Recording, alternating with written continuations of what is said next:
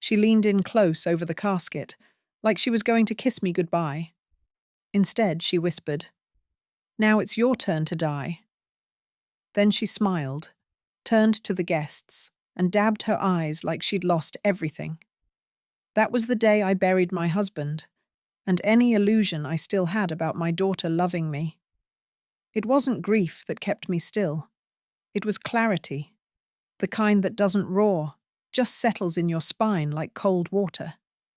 You see, a part of me always knew something was wrong. You raise a child, you feed her, you teach her to stand tall, and then one day, she looks down at you like you're standing in her way. My name is Mabel. I am 79 years old, and until that morning, I thought I would die in the same house where I'd once danced barefoot in the kitchen, humming while Harold fried eggs in a cast-iron pan. But I didn't die. I listened. I watched. And I remembered. The funeral was held in April, under soft skies that couldn't decide between rain and mercy. People came in thick coats and polite faces. I poured coffee with a hand that didn't shake, not because I was steady, but because I was past the point of trembling. Margaret, my daughter, wore black silk and perfume too sweet for mourning. She welcomed people like a hostess at a fundraiser. "Thank you for coming," she said. "It means so much to us." Us. I stood beside the casket. The lid was closed. Harold had wanted it that way. He'd said, "If you can't remember my face by then, no stranger needs to see it." I remembered it just fine. Even the lines he never liked, the way his right eye squinted more than the left when he laughed.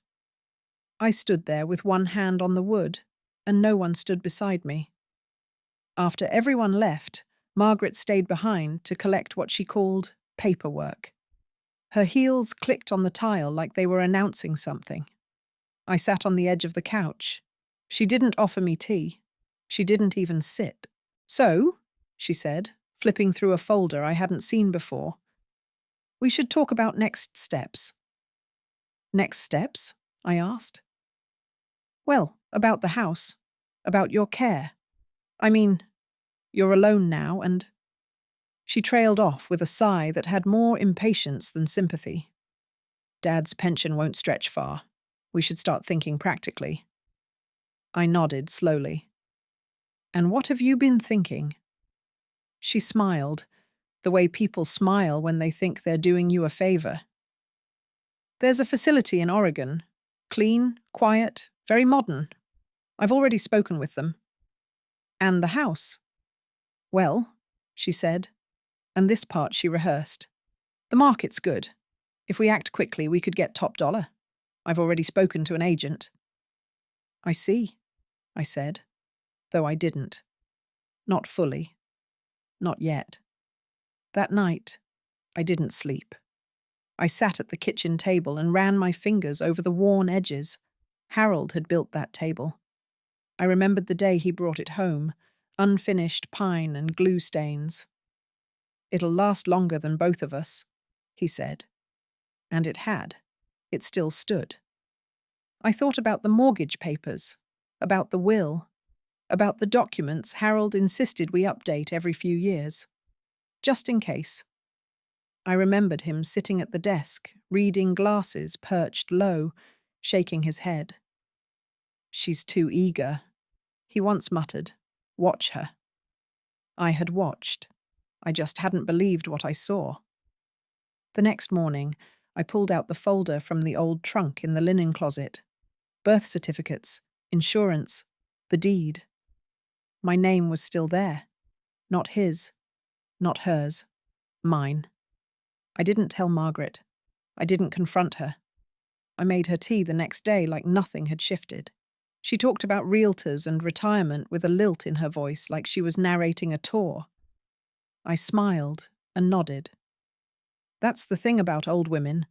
We know how to nod through poison. Later, when she left to check on listings, I made 2 phone calls. The first to a man named Jerome, Harold's lawyer for nearly 3 decades. The second to a young woman named Cassidy, whose mother I once helped through chemo and who now ran her own brokerage. By sunset, I had a plan, and Margaret still thought she was driving. I didn't say anything when she came back that evening, with a plastic smile and a folder full of glossy printouts. "Look at these comps," she said, spreading them on the kitchen table like playing cards. 3-bedroom, 2-bath, similar footprint. We could list it at over 600. We. That word again. Like I was a ghost sitting in the living room of someone else's house. I nodded and pointed to one of the pages. "This one's lovely. Do you think the magnolia tree adds much value?" She blinked. "What tree?" "The one outside the kitchen window. Harold planted it the spring after we moved in. Said it reminded him of his mother's place in Georgia." She looked toward the window, then back at the papers. "Well, landscaping's not really a factor unless it's, curated." Curated. That night I dug in the drawer beneath the old telephone and found the yellowed photo. Harold standing in front of that sapling, shovel in hand, dirt on his jeans, smiling like he'd just won something. I slid it into the envelope marked Documents, Originals, and sealed it shut. I was awake by 5 a.m. Old habits. I boiled water, made tea, and stood at the back door, watching the sky shift from grey to gold. The air was still, like the house was holding its breath. By 9 I was at Jerome's office. He looked older, thinner, perhaps, but his handshake was still firm. "Mabel," he said, "I was wondering when you'd come. I need to make sure no one touches that house unless I say so." He didn't ask why, just opened a drawer and pulled out a thick file.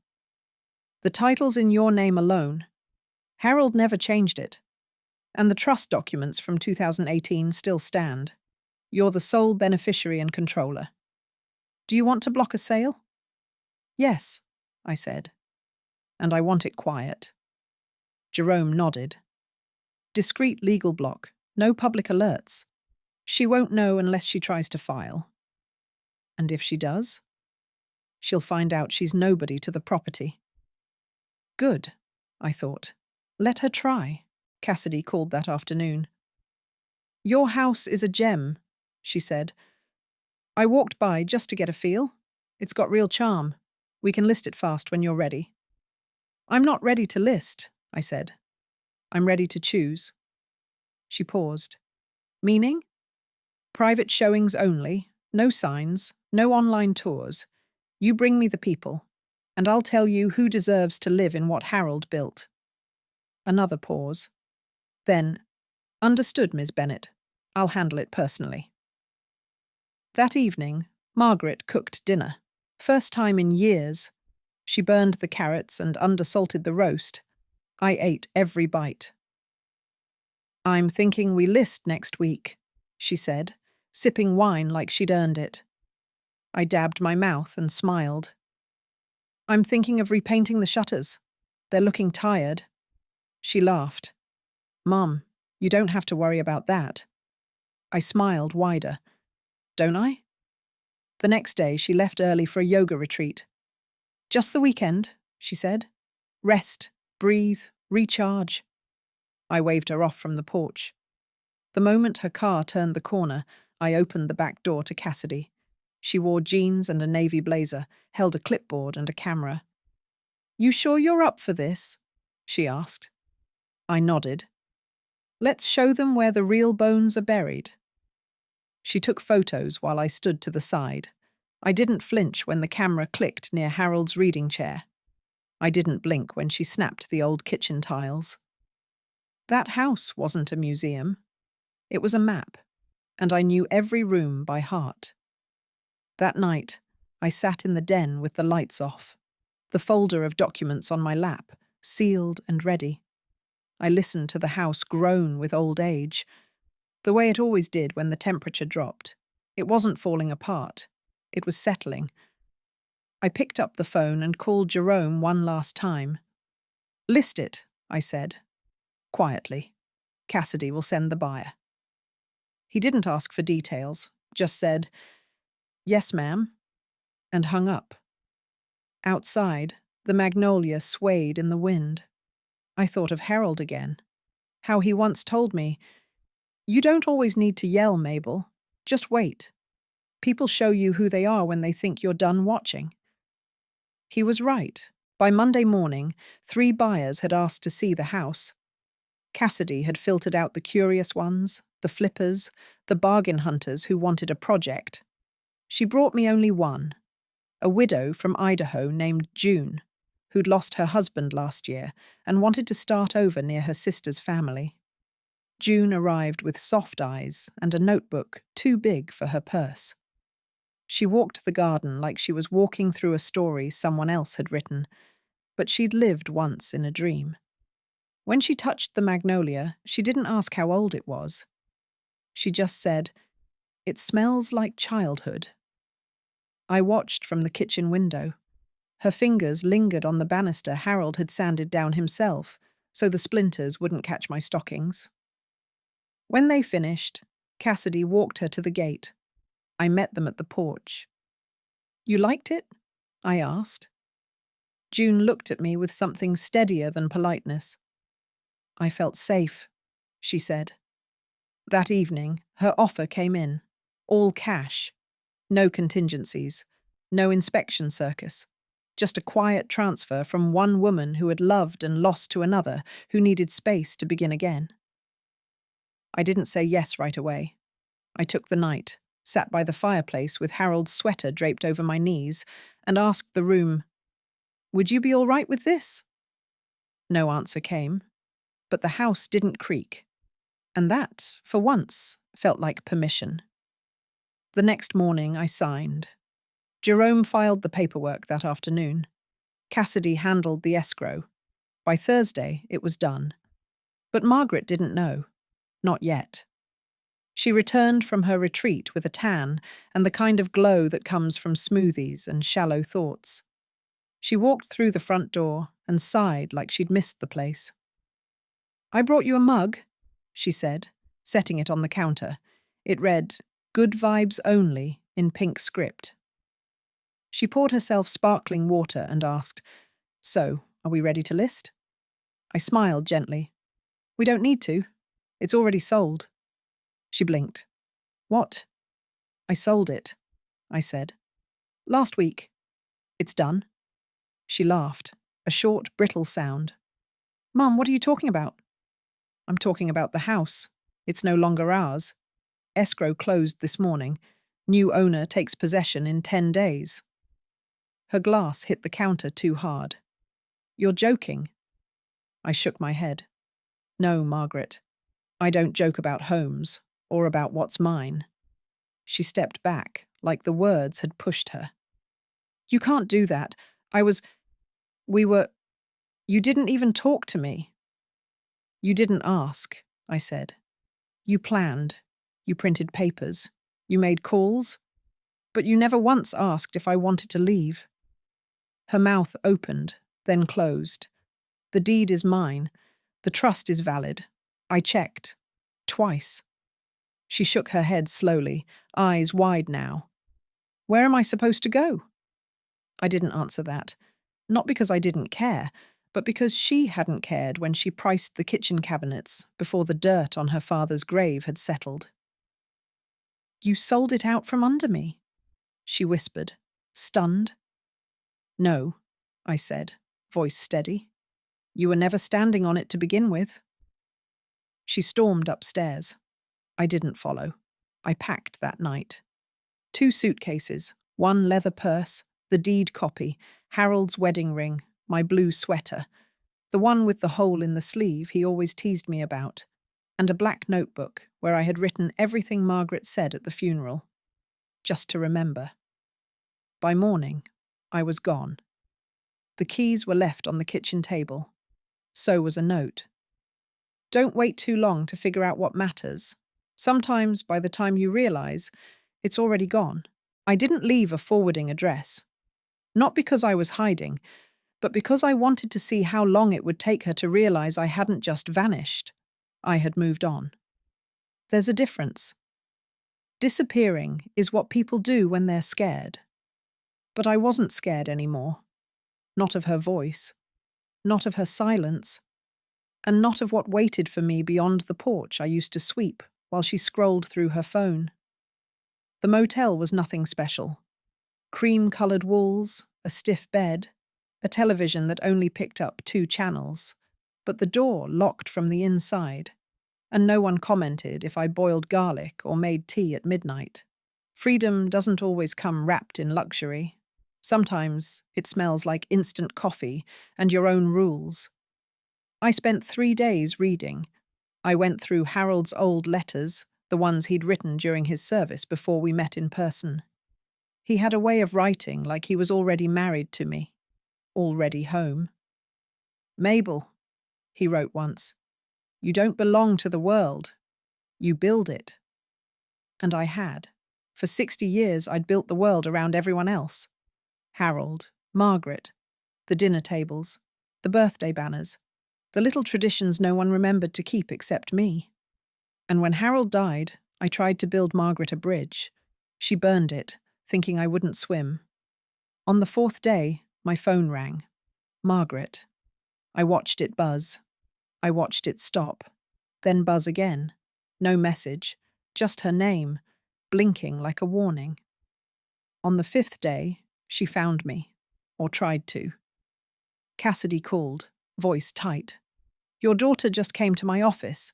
She was demanding to see the buyer information, screaming about fraud." "And what did you say?" I said everything was verified, legal and final. Then I showed her the door. I smiled into the receiver. "Thank you." "She said you were having an episode, that you weren't mentally stable, tried to scare me." "I've been stable long enough to endure her," I said. "She'll figure that out eventually." But Margaret wasn't done. That night, there was a knock at the motel door. I didn't answer. I watched through the peephole. She stood there in heels too high and hope too shallow. "Mom," she called. "Can we talk?" No apology, no regret, just expectation. I slid the chain lock into place and stepped back. "Please," she said. I let the silence answer. She left after 15 minutes. On day 6, I walked into a bank. Not the one Margaret knew, a new one. I deposited the full sum from the house sale. I asked to speak to a financial advisor. A woman named Erica sat with me for an hour. I told her I needed security, flexibility, and one small favor. "I want to open a trust," I said. "Not for Margaret, for someone else. But I want to be the one who chooses when and how." She nodded. "We can do that." I signed the forms. I transferred the money. And just like that, the house became a future, not a memory. That evening, I bought a simple wooden box from a craft store. I placed the trust papers inside, along with Harold's letter from 1964 and a single photo of the house on the day we moved in. Margaret was 6. She wore overalls and had jam on her chin. She was laughing. That girl, I thought, that's the one I raised. I wrapped the box in soft cloth, placed it in the bottom of my suitcase, and zipped it shut. It wasn't revenge. It was remembering. The motel let me stay another week. The manager didn't ask questions, just took my cash and gave me a new set of towels every 2 days. I liked her. She had the eyes of someone who'd seen enough to stop pretending kindness had to be loud. I started waking up early again. Not because I had somewhere to be, but because I could. I made tea, sat by the window, and watched the parking lot stretch out under the morning sun like a promise no one believed in yet. I didn't know what came next, but I knew it wouldn't be begging. On the 8th day, I got a call from Jerome. "You're officially clear," he said. "No contest, no claims. The funds are secured. The trust is sealed." "And Margaret?" "She tried," he said with a sigh. "Called twice. Claimed you were coerced. I read her your signature. She hung up." I didn't thank him. He didn't need it. Men like Jerome do their jobs the same way old women survive. Quietly, thoroughly, with no need to be clapped for. That afternoon, I went apartment hunting. Not in the suburbs, not anywhere Margaret would expect. I took the train into the city, where the sidewalks weren't afraid of noise and the buildings didn't look ashamed of their height. The realtor was young, too eager, but she listened. That was enough. I want something small, I said. High up, with a window that faces west. She nodded. View of the river? View of the sky. We saw 3 units. The third had scuffed floors and a sink that dripped. But when I stepped onto the balcony, the sun hit my face like it remembered me. I'll take it, I said. She blinked. Don't you want to sleep on it? I've slept on worse things, I said. This feels clean. By evening, the lease was signed. And just like that, I wasn't staying. I was starting. Moving in took 1 trip and no help. 2 suitcases, 1 purse, 1 box. I carried them myself. Slowly. Deliberately.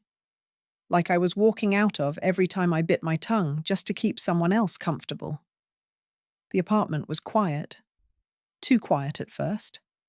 I made tea to fill the space. I unpacked Harold's letter first, set it by the window, then the photo, then the trust papers, then the blue sweater. Last came the notebook. I hadn't opened it in days. I'd written nothing since the funeral. Now I turned to a fresh page. Day 1. I am not lost. I am alone by choice. I didn't cry. I didn't smile. I just breathed. The air didn't smell like lavender or lemon polish. It smelled like new paint and independence. That night, the city hummed below me. And for the first time in a long time, I hummed back. Margaret didn't stop calling. She just got quieter. The first messages were sharp, breathless. I need to talk to you. You can't just do this. This is insane. Then they shifted. Mum, please. At least tell me where you are. I'm worried. Worried. That was rich. The same woman who leaned over her father's casket and whispered death into my ear now wanted to know if I was all right. I didn't block her. I didn't answer either. Some silences aren't revenge. They're repairs. I filled my days simply. Grocery store runs. A weekly walk through the Arboretum, where no one asked me who I was or why I was alone. I started talking to the woman 2 doors down, a widow named Rose, who had 2 parakeets and a garden of succulents in broken teacups. She brought me a cutting. I gave her half a loaf of banana bread. I called the bank once a week, just to hear the balance. Not because I needed the money, because I needed the proof. That I hadn't imagined my own worth. That the years hadn't just vanished under someone else's ambition. One day, while sweeping the small balcony, I found a folded receipt under the planter. It wasn't mine, just someone else's forgotten errand. But I looked at the numbers, the date, and I thought about how easily a life is reduced to that. Items, dates, the paper trail of having existed. I went inside and opened my notebook. Day 18. I used to be an accessory in someone else's story. Now I am the whole page. The phone rang again. Margaret. This time she left a voicemail. Mom, I heard from Cassidy. You sold it to some woman from Idaho. Why? Why her? Why not me? You didn't even give me a chance. I listened twice. Then I deleted it, because I had given her thousands of chances. The roast I made the week Harold died, even though she didn't eat a bite. The birthday card I slipped under her door when she was too proud to grieve. The morning I offered her the deed, and she asked me if it came with furniture. She hadn't lost the house. She'd lost the final excuse. I began writing again, not just in the notebook, letters, to no one, to Harold, to myself, to women like me who stayed too long because they thought leaving would break something. as if staying hadn't already cracked their bones in silence. I didn't know what I'd do with them. I just knew they needed to exist. One morning, Rose knocked on my door. "Tea?" she asked. We sat on my balcony, two old women with mugs and a city view. She asked if I had children. I said, "Once." She didn't pry, just nodded. "There's a strength in not explaining," she said. "Let them wonder." I nodded back. The air smelled of rain and jasmine from someone's windowsill. The world didn't stop because I changed my address, but it did get quieter, which meant, at last, I could hear myself think. The first letter came in a white envelope with no return address, just my name, in my daughter's handwriting, leaning too hard on the M, like she always did when she was angry or nervous. I didn't open it right away. I placed it on the table beside my tea and watched the light shift across it, thinking about all the other letters I'd written in my life. Permission slips, condolence notes, recipes copied by hand for neighbours who never cooked them. All the words I gave away like napkins at dinner. When I finally slit the envelope open, it wasn't rage, it was confusion. "Mum, I don't understand how you could do this to me, to us. I've been doing my best. You never said you were unhappy. You just left. Now I look like a fool. People keep asking questions I don't know how to answer. It's like you're punishing me and I don't know what I did wrong. Please talk to me. I'm your daughter. No apology. No acknowledgement. Just, I don't know what I did wrong." I almost wrote back. Almost. Instead, I picked up my notebook and wrote, Day 26. If you raise someone who forgets your humanity, remind them by remembering your own. The next day, Rose brought scones. She sat at my table and asked nothing. We ate in silence. Her presence was like a warm shawl, unspoken comfort. She noticed the envelope but didn't comment. I said, "She thinks I'm being cruel." Rose stirred her tea. "Cruelty is asking an old woman to become invisible in her own kitchen." I nodded. A week passed, then another. The second letter was longer, more frantic. I didn't mean what I said at the funeral. I was exhausted. I was scared. "You've always been so strong, Mum. I thought you could handle anything. I didn't know you'd leave." She was rewriting history now, repainting the moments with softer strokes. I could see it happening right there in black ink. That's the trick with memory.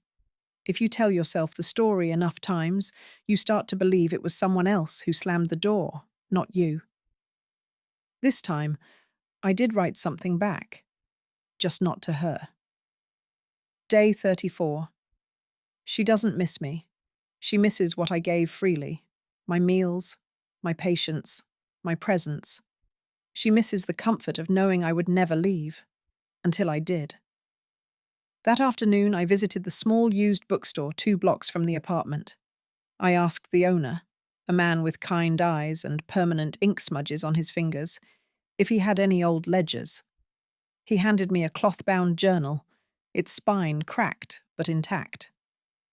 "It used to be someone's garden diary," he said. "Perfect," I replied. I bought it and took it home. On the first page, I wrote, "Let this be the place where I plant things that grow in silence," and then I copied the first entry from my old notebook into its pages. Not everything needs to be shared, but it all needs to be kept. Margaret didn't come to the city. She sent letters instead.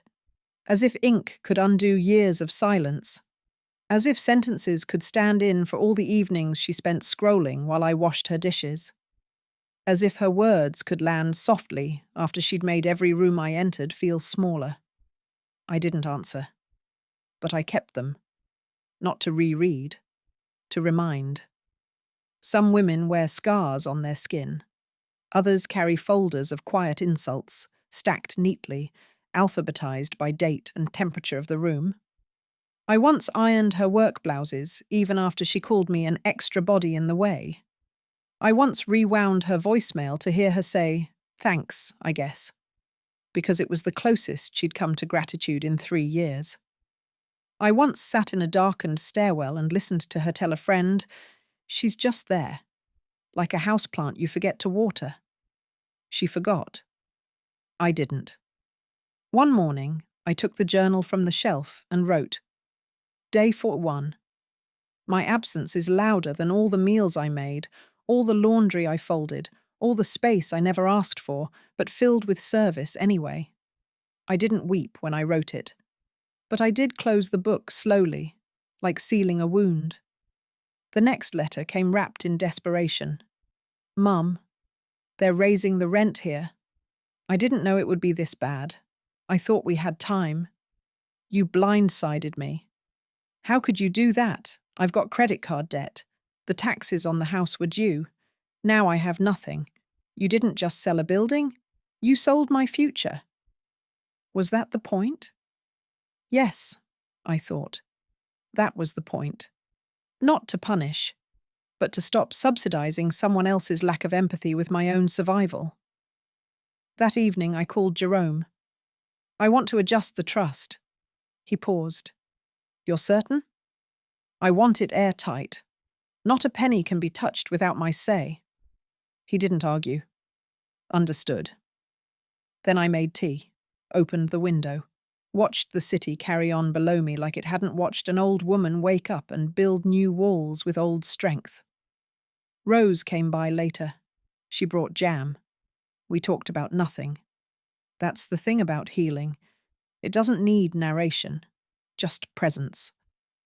After she left, I opened a fresh page. Day 45. She didn't ask if I was okay when I buried her father. But now she writes like I buried her.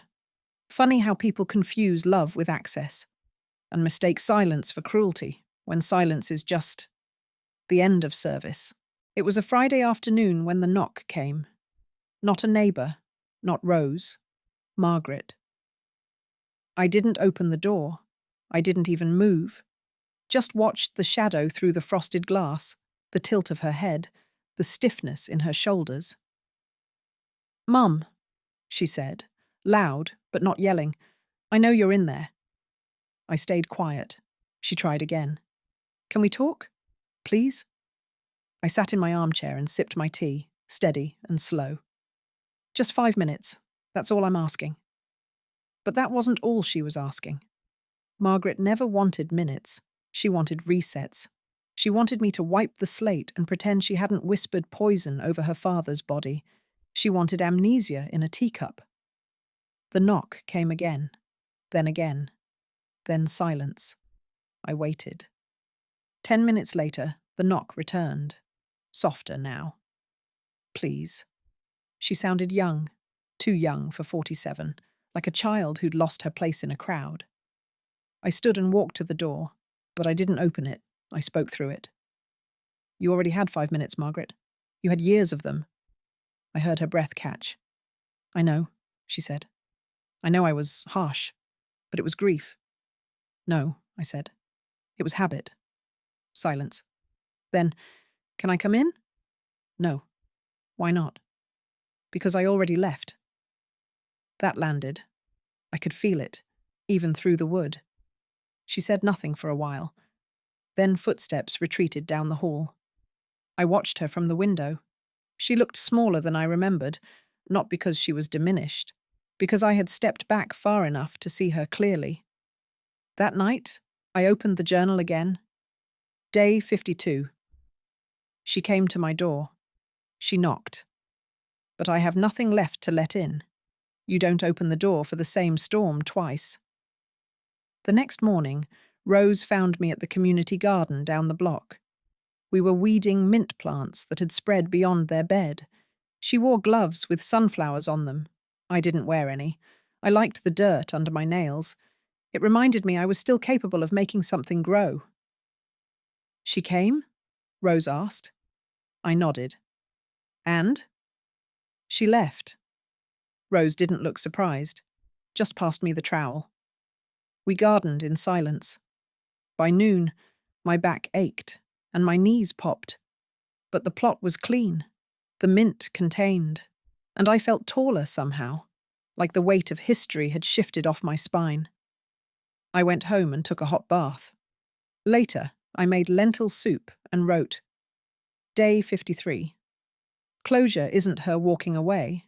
It's me not unlocking the door. The letters stopped. No more envelopes. No more looping excuses written in pen she probably bought at a gas station between rehearsed apologies. Just quiet. But silence, when it's earned, doesn't feel empty. It feels deserved. I filled my time with small things. I learned how to cook for one without sadness. I began labeling jars, not for order, but for beauty. I even bought a small radio and let it hum in the background, jazz in the morning, classical at dusk. Some days I missed Harold more than usual, not for the romance, for the ease. The way we didn't need to explain our pauses. The way he used to hand me a spoon without asking if I wanted a taste. One evening, I took the wooden box from under my bed. Inside, the trust papers, the letter, the photo, the copy of the deed, and a folded index card with my handwriting. Do not give your softness to those who sharpen it against you. I added a new item, a photograph Rose had taken of me in the garden, holding a bundle of herbs, sleeves rolled up, laughing at something I can't remember now. I looked alive in that photo, like I had survived a storm and found my own son. I placed it gently beside Harold's letter. That night, I dreamed of a house with no roof but open sky, and I didn't wake afraid. A few days later, Jerome called. You should know, he said carefully. Margaret made another inquiry. She asked if you'd been declared unfit, tried to see if the trust could be challenged. Let me guess, I said. She was very concerned for my well-being. He exhaled. Exactly. But there's no way in. You're solid, Mabel. Legally, emotionally, financially. She can't touch you.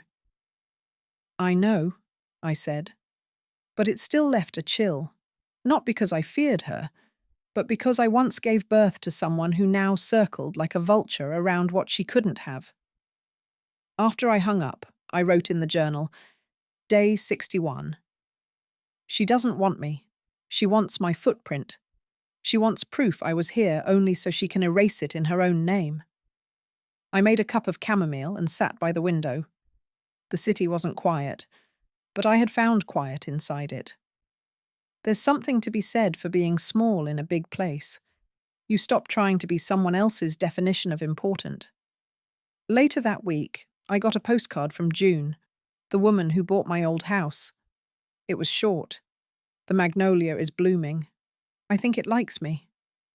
I smiled, folded the card, placed it in the journal. Some things don't need a reply, just recognition. The city softened me in places I didn't know were still hard. There's something about anonymity that makes space for the real self to rise up again, quietly, without demand. I wasn't someone's mother here. I wasn't a widow or a burden. I was Mabel, 79, owner of a west-facing apartment and a worn teapot with a crack in the lid. One afternoon, Rose and I took the bus to a botanical lecture at the library. It was dull, something about pollination cycles, but we stayed.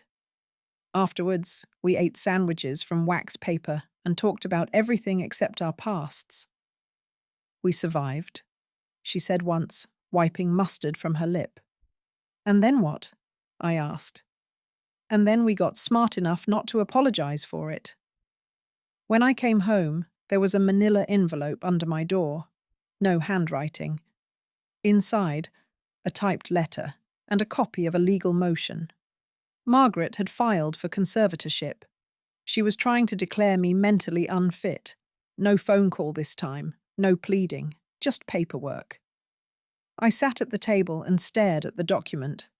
I read the words twice, then a third time. Then I laughed. Not loudly, not bitterly, just a small, sharp breath that escaped before I could hold it. I poured myself a drink. Not tea this time. A little whiskey I kept in the cupboard for nights like this. I called Jerome. "She's done it," I said. He was quiet. "I'll handle it."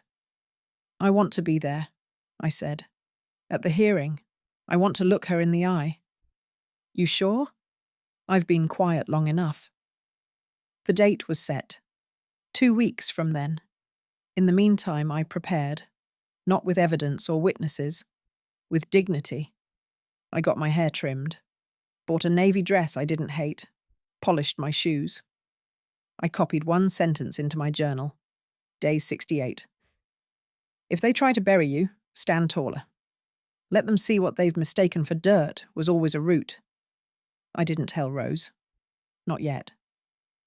Some fights feel sharper in silence, like sharpening a blade alone before the duel.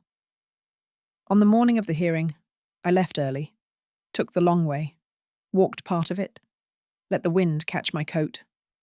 I felt calm, not because I wasn't afraid, but because fear didn't own me anymore. The courtroom was beige and indifferent. Margaret was already there. She wore grey. Her lawyer stood beside her, smooth and rehearsed. I sat opposite, alone. When the judge asked if I wanted to speak, I stood. "My daughter believes I am no longer capable of making my own decisions," I said. "But I am not the one who lost track of what love is. I know exactly who I am. I always did. I simply stopped shrinking to fit her expectations." I looked at Margaret then. She didn't meet my eyes. The judge ruled in my favor, of course, quickly, clearly, unequivocally. Outside, I stepped into the wind and smiled. I didn't win. I stayed. And that was everything. After the hearing, she didn't follow me. No scene. No apology. Just the click of her heels fading into courthouse marble, like she couldn't get away fast enough from the woman she failed to control. I didn't wait for her to turn around. I walked the city for an hour. No destination, just movement. Pigeons scattered at my feet. A child laughed at bubbles spilling from a vendor's wand.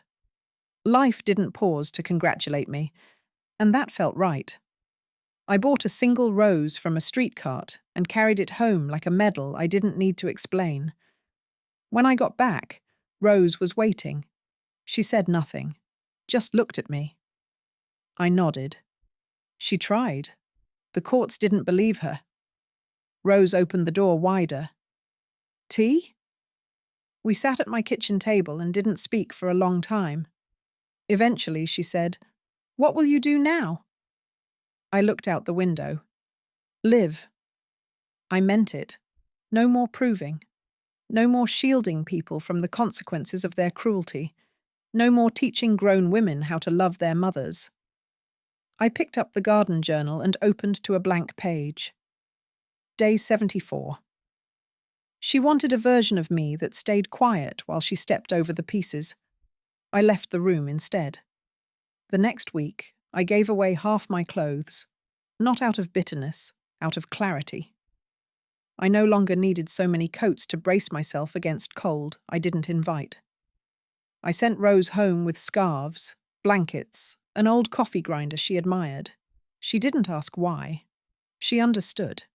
I started walking to the same cafe every Tuesday, not because the coffee was remarkable, but because the young man behind the counter remembered my name and asked how I was, like he meant it.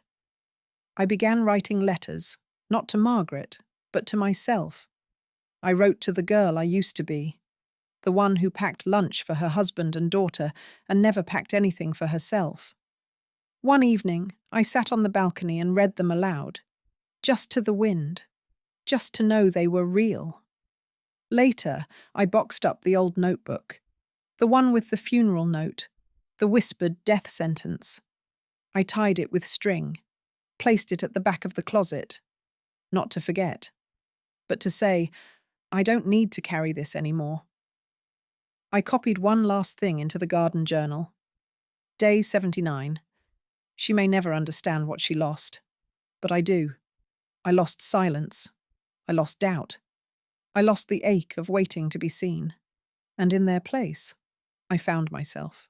Spring came slowly, not with bursts of colour, but with small shifts, the way the wind softened, the way sunlight lingered longer on my balcony, the way the grocery store started stacking strawberries in front instead of root vegetables. I planted basil in a pot. It sprouted within a week.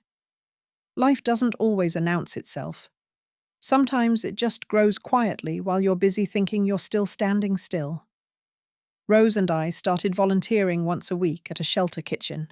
She peeled carrots, I stirred pots. Neither of us said much to the volunteers. We weren't there to be noticed. We were there to serve, but on our own terms this time. One morning, she looked at me across a bowl of chopped onions. "You seem lighter," she said. "I stopped waiting for an apology," I said. She nodded. "That's the heaviest thing we carry, isn't it? The expectation." I wrote in my journal that night, Day 83, waiting for someone to say sorry is like holding your breath for a boat that already sank. Eventually, you realize you've survived the water. I still hadn't heard from Margaret, and I didn't need to. She had made her decision. I had made mine. People like to say family is forever. They never mention that survival sometimes means redefining what forever can include and what it cannot. One afternoon, I opened the wooden box. I took out the photo of Margaret at 6, jam on her chin, overalls, bare feet on the porch Harold built. I studied her, not with longing, with clarity. That girl, she was someone I loved with all my body, but she had grown into a woman I could no longer keep losing myself to. I tucked the photo behind the trust papers. Then I added one more thing, a letter to whoever opens that box next. It wasn't about Margaret. It was about love and dignity and the danger of mistaking patience for permission. I sealed the box, placed it back on the shelf. A symbol, not of grief, but of self-respect. Later I met Rose on the roof. She had brought tea. I had brought bread. We shared both. The city lit up around us like it always had, not knowing or needing to know what we had come through to reach that quiet moment. I didn't speak. I didn't write. I just let it be. It's been a year. A full rotation around the sun without Margaret, without the house, without the sound of someone calling me Mom, like it was both a title and a trap. I am still here. I start my mornings with tea and silence. I write. I walk. I cook for myself. Not too much, not out of habit, but enough to say, I matter. Sometimes people ask if I miss her. I don't lie. I say, I miss the idea of her. Because the real woman, the one who tried to shrink me into a shadow of her convenience, I let go of her long before I left the house. People always expect anger when a mother cuts ties. They don't understand that sometimes the deepest love you can offer is absence. To her, to yourself, to the girl you once were who spent decades being polite instead of proud. I keep the journal by my bedside now. The final page reads, Day 365. I survived her. Not with bitterness, but with boundaries. And that is what no one taught me. That love can end and still leave you whole. Rose says I should share my story. I told her I already have. Every Tuesday I sit by the window and I write letters. Not to Margaret. Not anymore. But to women like me. Women who waited too long. Women who still whisper, maybe next time she'll see me. This is what I want them to know. You are not a door. You are not a doormat. You are not a mirror for someone else's wounds. You are a room with light, a roof with sky, a body that still belongs to you. And if someone forgets your worth, you remember it for them. If this story reached you, if you saw yourself in these quiet pages, don't stay silent. Leave a comment. Share your piece. Let another woman know. She's not alone anymore.